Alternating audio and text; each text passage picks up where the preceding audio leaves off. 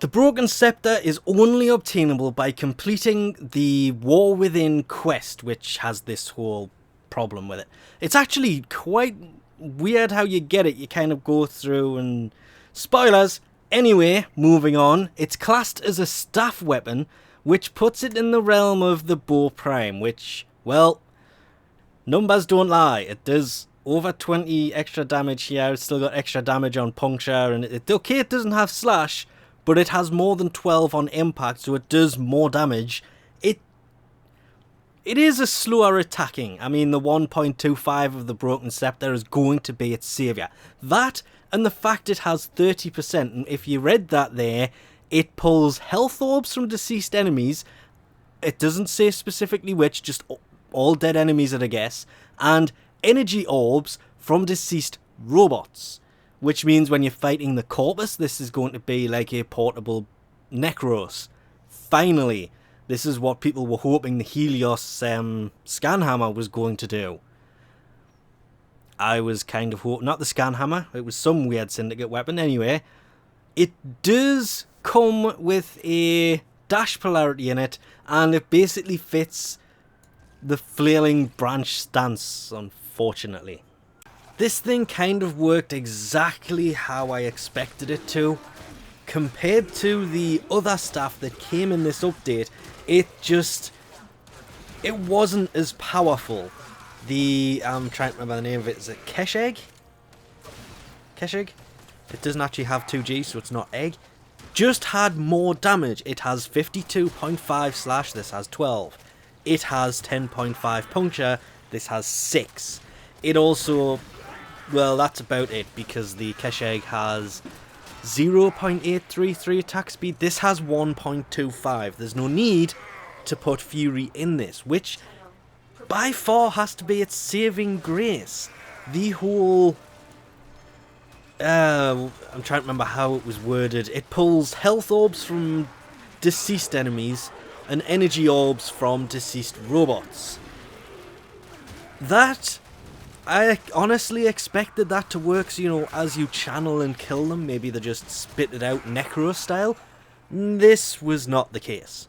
What you have to do is go back to the body of the person you've just killed, which doesn't really work that well if you're surrounded by enemies, and you can actually pull it out of any enemy, including ones killed by other players, which I thought that was a really nice touch to it. That kind of saved this whole ability, because being able to pull health out of enemies is useful, yes.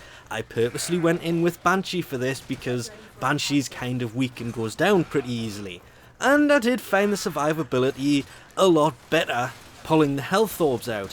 What I didn't like that much was dying while pulling the energy orbs or the health orbs out of enemies. That kind of sucked.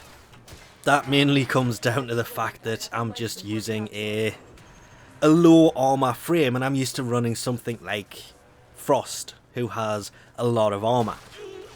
Valkyria Prime coming tomorrow, even more armor.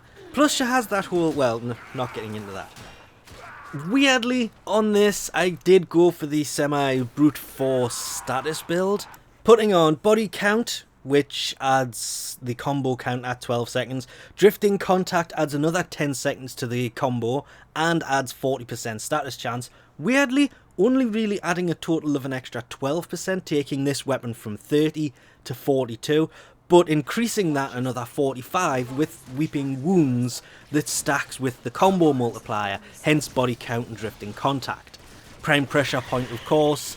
Shocking Touch and Fever Strike I threw on there to give it a corrosive element, and then I threw on Collision Force and Buzzkill, which is plus impact damage and plus slash damage. It still didn't break the 250 impact, it was 286.2 corrosive, and honestly, it was a tiny little bit better than the kesheg was, seeing as that's, I think that was about 10% status. Offhand, I'm not really sure, but this has 30% status. And it's the same with the crit.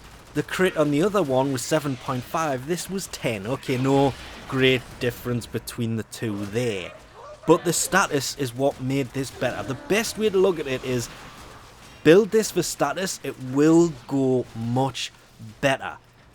If I was to play with this a bit more, I think what I would do is dump out Shocking Touch, Fever Strike, Collision Force and Buzzkill, throwing on things like Virulent Scourge, Voltic Strike, Vicious Frost and Volcanic Edge. These are the 4 dual stat mods. They have an element and status chance.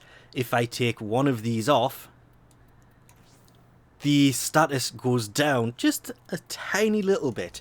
And honestly, with these on here at 100%, you don't really need Weeping Wounds in there. I have that in there just, I don't know, I kind of stuck with the build I had normally, and then I threw these on there instead of, well, this. And even though it did take that to 100% status, meaning that the Corrosive should kick in all the time, and the Blast should kick in all the time, it was only 190.8 Corrosive over the other build that had 286.2. So even though building this thing for status will give it a lot more status, I preferred the other build which had 42% status but had that extra physical damage because I used the physical mods on there. So building this thing for however you use it can be a bit of a pain in the butt, just because there is another staff that came in the same update that is slightly better. This is more of a status based weapon, which made it just a tiny little bit better. Its added perk of being able to suck health orbs and energy orbs, it can come in useful at times. Set this up just right, it does deal a nice amount of damage. Being more status means it's supposedly better at higher end stuff, but honestly, choosing between the two, I think I would still stick with my Helio core, but that's just me, I guess.